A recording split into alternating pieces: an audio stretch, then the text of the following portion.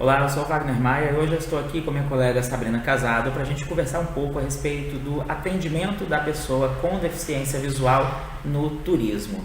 Isso engloba desde os auxílios em passeios, em pontos turísticos, quanto também em restaurantes e a parte de hotelaria. Para começar, vamos falar um pouco a respeito de como auxiliar uma pessoa cega em assuntos de guia vidente, nesses passeios, quando a gente está caminhando. E Sabrina, sinta-se totalmente à vontade para poder participar dos assuntos junto comigo. Sim, claro. Pois bem, a primeira coisa é que quando a gente está num passeio acompanhando uma pessoa com deficiência visual, ali a gente vai usar as técnicas que já aprendemos de guia vidente, no vídeo de orientação e mobilidade. E aí a gente vai usar as técnicas de passagem estreita, da pessoa estar meio passo atrás, sempre o deficiente visual segurando no guia. Nunca, em hipótese alguma, o guia agarrando no braço da pessoa cega ou pegando pela mão. Outra coisa que a gente também deve tomar cuidado é a respeito de emitir opiniões sobre o que nós achamos ou deixamos de achar da deficiência visual.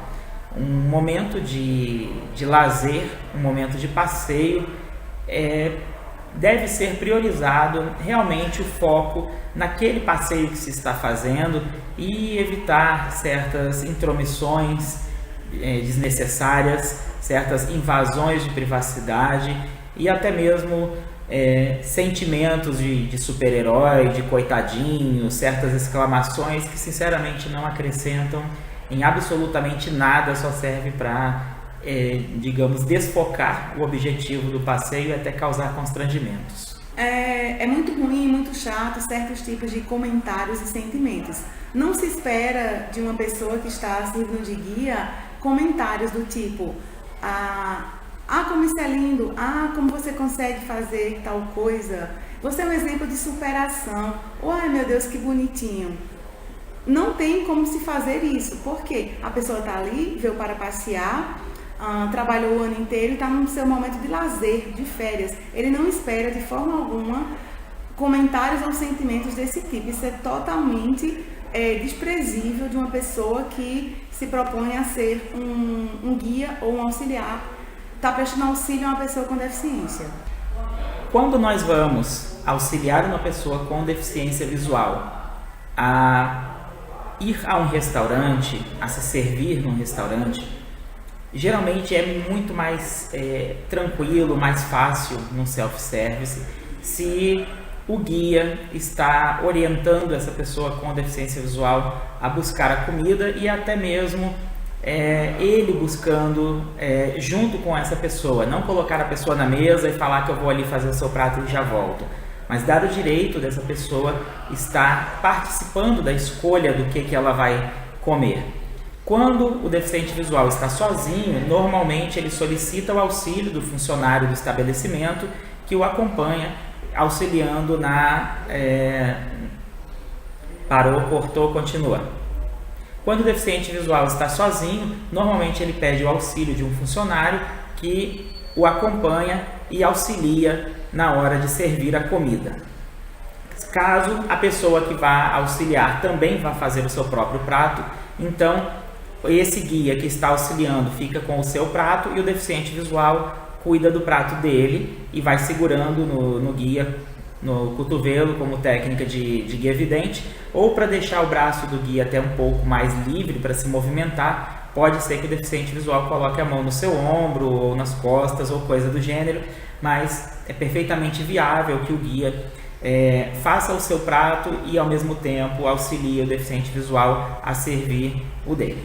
Então, é só você ir falando para o deficiente visual vamos colocar assim, a comida que está ali no momento e ele vai dizendo se vai querer ou não. Então, o deficiente visual vai com o prato dele segurando e você vai servindo, ou seja, vai colocando o que ele falou que quer no seu prato. E aí dá para fazer todo o percurso do self-service e quando chegar no momento da balança, você só orienta a pessoa que coloque o prato na balança e ali o procedimento de marcar ou pesar, colocar o peso na comanda é padrão. E depois o guia faz acompanhamento até a mesa. Isso, e tudo normal. E aí, quando o deficiente visual está sentado na mesa, se você estiver ao lado dele e por acaso a gente precisar chamar o garçom, é só a gente pedir, por favor, quando o garçom passar, me avise. E aí, quando você chama o garçom, e sempre deixando que a pessoa com deficiência visual fale com o garçom, porque quem vai fazer o pedido somos nós, não é você. Então, assim, não é satisfatório que você esteja tomando a frente da pessoa com deficiência. Ele que sabe o que quer e ele que vai fazer o pedido e se direcionar ao garçom. Ou seja, então, a pessoa que enxerga quando está na mesa do deficiente visual, que vai fazer o pedido dela, ou seja, essa pessoa que enxerga vai fazer o pedido, ela se dirige ao garçom. Se o pedido é para a pessoa com deficiência visual, então a pessoa que enxerga, ela pode dar a informação de que o garçom já chegou, de que a pessoa já pode falar, caso o garçom não tenha se identificado.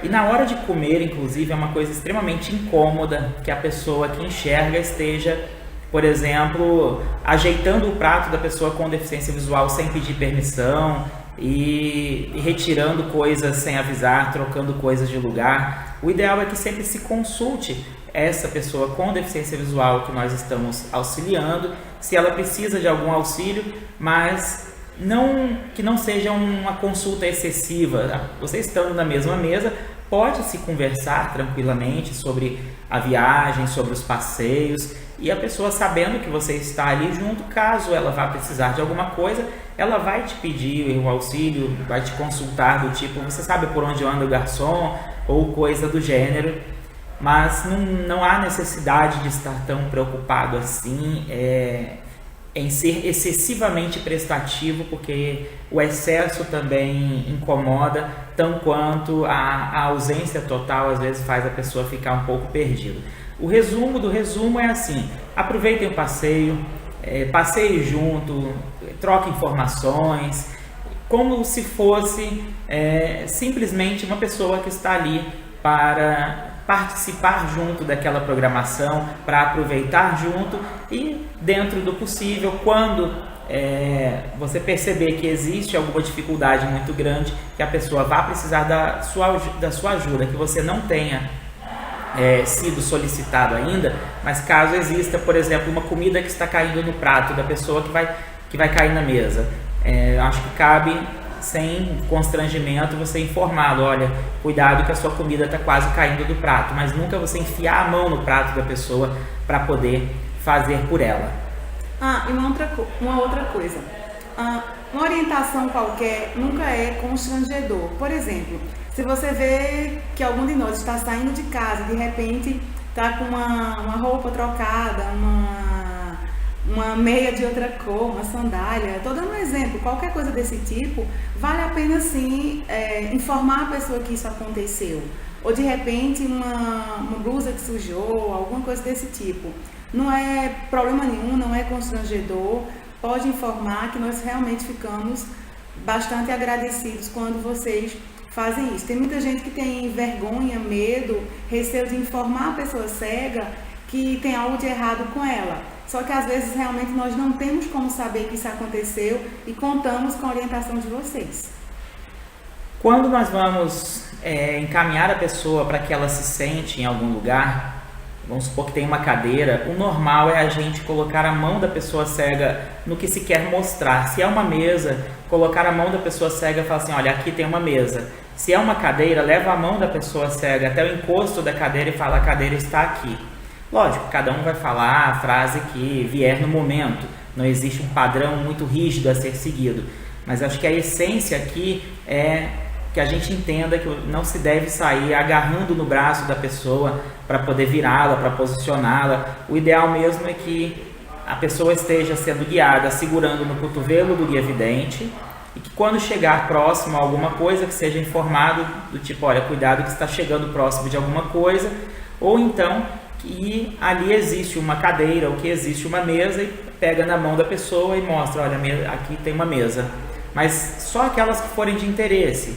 Por exemplo, se você vai simplesmente passar por algumas mesas no restaurante para chegar em uma que está lá no fundo, você não precisa colocar a mão em todas. Você vai simplesmente utilizar a técnica de guia vidente para ir levando a pessoa até o local e você vai mostrar ao deficiente visual somente a mesa que ele vai ter que se sentar e a cadeira que ele também vai utilizar para estar sentado àquela mesa.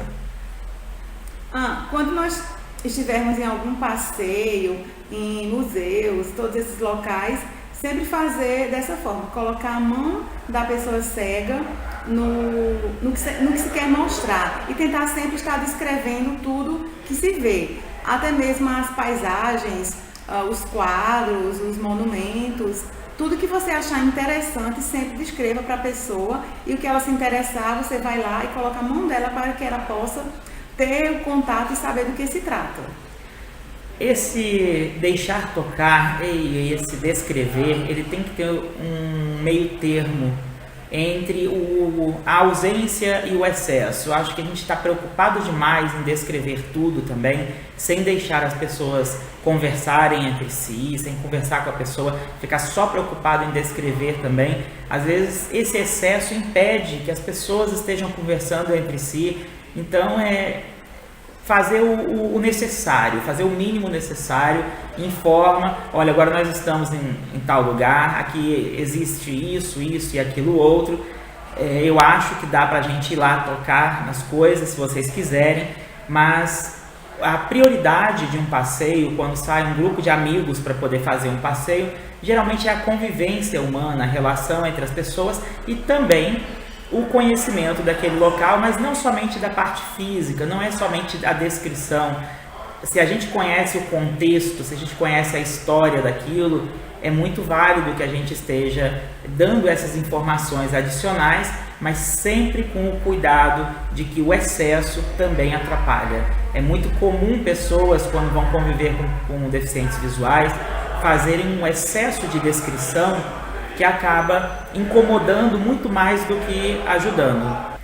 Vamos falar agora então um pouco a respeito de praia.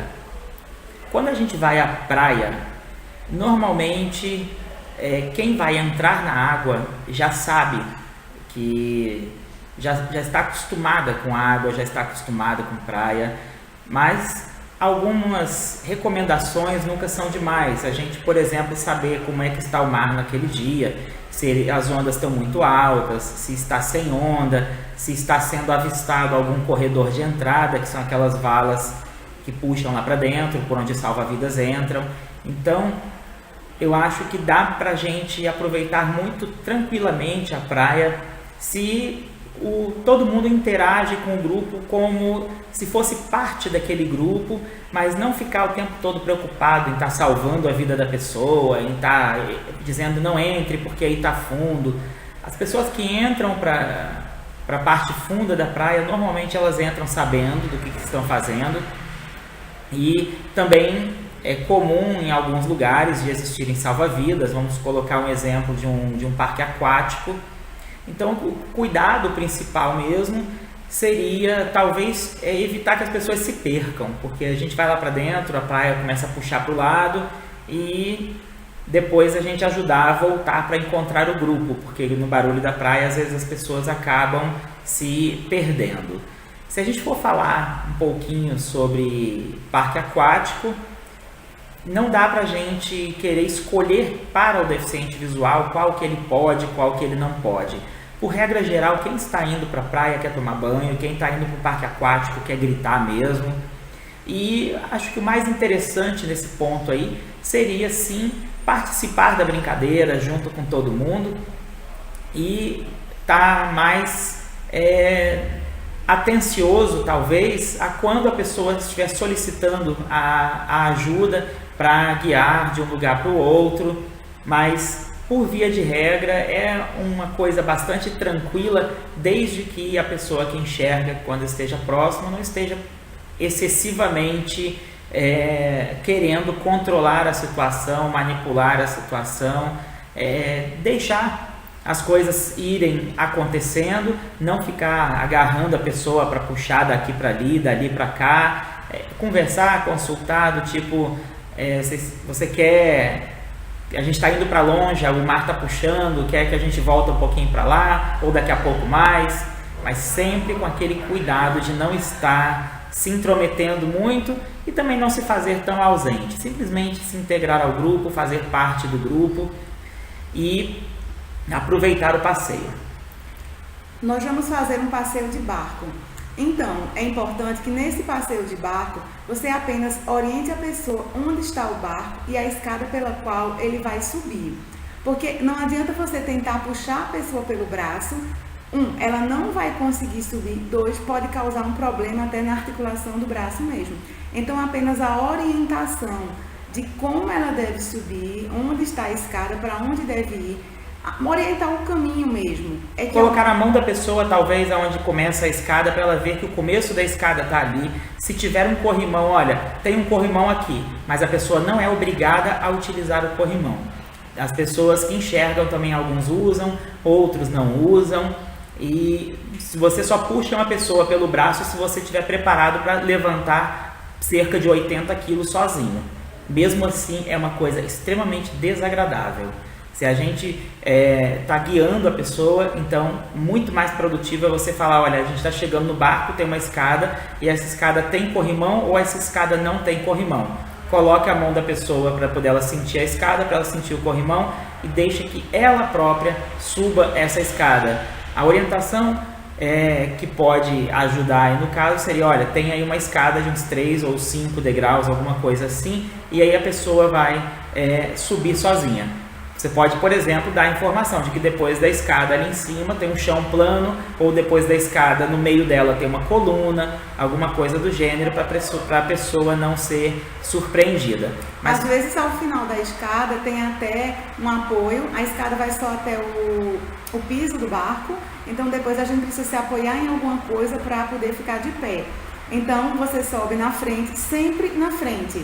E orienta que a pessoa, quando terminar de subir a escada, esteja se apoiando nesse local para poder ficar de pé e continuar andando em cima do barco. Mas nunca, em hipótese alguma, retirando a mão da pessoa do apoio para poder segurar na sua. É muito comum as pessoas agarrarem na mão do cego e fazer, vem cá que eu te ajudo, mas nem você muitas das vezes tem equilíbrio para estar sustentando o peso de 2 pessoas. Então, se você não é uma pessoa com seus 120 quilos que aguenta qualquer coisa, então é melhor colocar a mão da pessoa no apoio, se ela quiser, ali da escada, da coluna, do murinho do barco ou alguma coisa do gênero, para que ela possa se orientar. Depois desse momento de subida ou de descida, volta-se à regra de guia vidente normal, aquela que o cego segura no cotovelo do guia e continua-se a caminhada até chegar próximo a onde se queira ir, seja uma van, seja se estiver na descida do barco, se for dentro do barco para encontrar um assento, uma coisa assim. Mas uma coisa muito importante, o guia vidente nunca substitui a bengala. Aquela conversa de que pode fechar a bengala, de que eu estou te guiando, isso nunca funcionou e não deve ser feito em hipótese alguma. O que acontece nesses casos é da pessoa combinar a utilização da bengala, na mão, seja na mão dominante dela, direita ou esquerda, e o guia na outra mão. Uma dúvida muito comum é, tem que ser sempre no braço direito do guia? Não. Tem pessoas que são canhotas, que vão usar a bengala na mão esquerda e vão segurar no guia com a direita. E há pessoas que são ambidestras, que conseguem usar a bengala tanto de um lado quanto do outro e também sabem ficar dos 2 lados do guia. Não tem que ter aquele desespero do tipo, ai meu Deus, espera aí que eu vou trocar minha bolsa de lado. A menos que a pessoa diga, olha, eu prefiro ficar no seu braço direito. Você pode perguntar à pessoa, você quer ter alguma preferência de lado para segurar? Se a pessoa quiser ficar segurando no seu lado direito, tudo bem, mas se ela falar que ela consegue usar a bengala e o guia em qualquer um dos 2 lados, então não tem por que ficar tendo grandes desesperos. Vamos agora um pouco falar sobre transporte. Como na maioria das vezes vamos estar usando uma van, o melhor que você pode fazer é colocar a mão da pessoa cega, por exemplo, a mão esquerda na porta da van e orientar, por exemplo, quantos degraus ela terá que subir. E aí depois você pode indicar onde tem um assento livre para que ela ocupe esse assento. E no caso de nós estarmos utilizando um carro, sempre é preferível que você coloque a mão da pessoa cega na porta do carro ou até mesmo na parte superior da porta, depois que a porta estiver aberta, ali em cima, no teto do carro, né? Para que ela possa se orientar com a direção do carro e ela vai entrar sozinha. É muito ruim quando a pessoa vidente abre toda a porta do carro e deixa apenas aquele vão. A pessoa cega fica normalmente perdida, sem saber qual direção seguir. Então, recapitulando, coloque sempre a mão da pessoa cega na porta do carro e com certeza ela vai encontrar o melhor formato para ela se sentar dentro do carro. Se for naquela porta da corrediça da van, se ela estiver aberta já, coloque a mão da pessoa sempre aonde é o começo da porta, próximo da parte de entrada, que é falar assim, a porta da van está aqui. Deixa que o restante ela faz, ela que vai utilizar a bengala. Talvez caiba alguma orientação do tipo, só cuidado para não bater a cabeça em tal lugar. Se tiver um local que tem o perigo de bater a cabeça, seria conveniente você pegar a mão da pessoa e mostrar, olha, cuidado que aqui tem uma coisa que você pode bater a cabeça. E nunca, em hipótese alguma, agarrar no braço da pessoa, porque essa pessoa já sabe subir escada, já sabe descer escada. O que cabe sim, talvez seja um alerta do tipo, cuidado que tem 1 degrau, ou tem 2 degraus, ou tem 3, ou cuidado que vai haver uma descida, a descida é alta ou a subida é alta, alguma coisa desse tipo. Mas todo mundo que vai estar participando desse passeio já é adulto, são pessoas já formadas em nível superior, que trabalham, que têm famílias e que já são bastante resolvidas a nível de já terem aprendido a se locomover e não tem grandes riscos de acidente nem de nada. Mas eu acho que até para um cego que está numa fase de reabilitação, aquele fato de você chegar a agarrar no braço da pessoa, por exemplo, isso é uma coisa completamente prejudicial. O ideal é que sempre você dê condições para que essa pessoa cega possa estar reconhecendo o local, mostrando com a mão dela, mas com aquele cuidado de nunca passar dos limites para não entrar na parte da intromissão. Mais alguma coisa? Não sei também.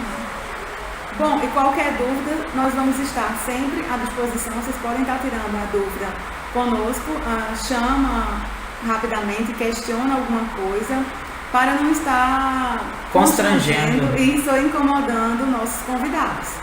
Então ficaremos sempre à disposição de vocês. Pode consultar até quando for fazer um passeio, ou antes ou depois, se você já tiver feito algum passeio e quiser trocar alguma ideia por WhatsApp também pode, mas quando for presencial, se possível, dê preferência sempre de tirar as dúvidas conosco, mas não é errado também você perguntar para o usuário como que você acha que eu poderia estar te ajudando, ou dá para se fazer uma pergunta ou outra, se é correto isso, como é que seria melhor. Não precisa ter vergonha de perguntar, mas também, por outro lado, seria bom que a gente conseguisse fazer com que esse passeio fosse sim um momento de lazer para os nossos visitantes, e toda a parte de capacitação, de consultoria, se der para fazer comigo ou com a Sabrina, é melhor para os convidados poderem estar aproveitando melhor a viagem. Bom, e nós esperamos vocês no momento certo. Vamos estar a partir do dia 27 e teremos um bom passeio e um ótimo proveito nessas férias. Então agora faça um apanhado geral de todos os outros vídeos. Se você não viu os vídeos anteriores, volta ali, assista o vídeo. E qualquer dúvida, consulte, entre em contato. Enquanto o passeio não começa, estamos ao inteiro dispor de todo mundo através do WhatsApp, através do e-mail. E um bom evento para todos nós.